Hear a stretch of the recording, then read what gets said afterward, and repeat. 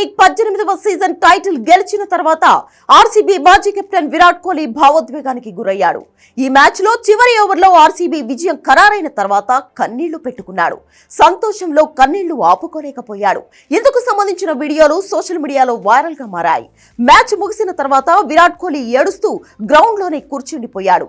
తీవ్ర భావోద్వేగానికి గురైన విరాట్ కోహ్లీని సహచర ఆటగాళ్లు ఓదార్చారు. మ్యాచ్ గెలిచిన తర్వాత ఆటగాళ్లంతా కోహ్లీ వద్దకు దూసుకొచ్చి సంబరాలు చేసుకున్నారు.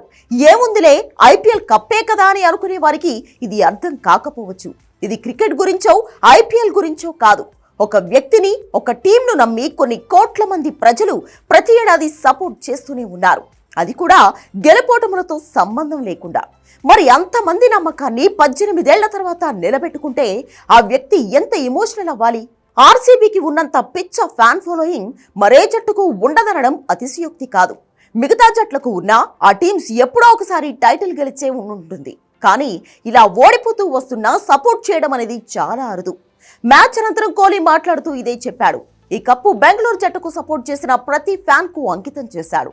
టోర్నీ ప్రారంభ సీజన్ నుంచి ఒకటే ఫ్రాంచైజీకి ఆడుతున్న కోహ్లీ టైటిల్ సాధించాక ఏబీ డివిలియర్స్, క్రిస్ గేల్ తో కలిసి సంతోషాన్ని పంచుకున్నాడు. వారితో ఈ విజయాన్ని సెలబ్రేట్ చేసుకున్నాడు. ఇకపై తమ నినాదం ఈసాల కప్ నందే కాదని ఈసాల కప్ నందు అని ముగ్గురు నినాదాలు చేశారు. విరాట్ కోహ్లీ కోసమైనా ఈ సీజన్ టైటిల్ గెలుస్తామని ముందు నుంచి చెబుతూ వచ్చిన ఆ జట్టు చివరకు అనుకున్నది సాధించింది.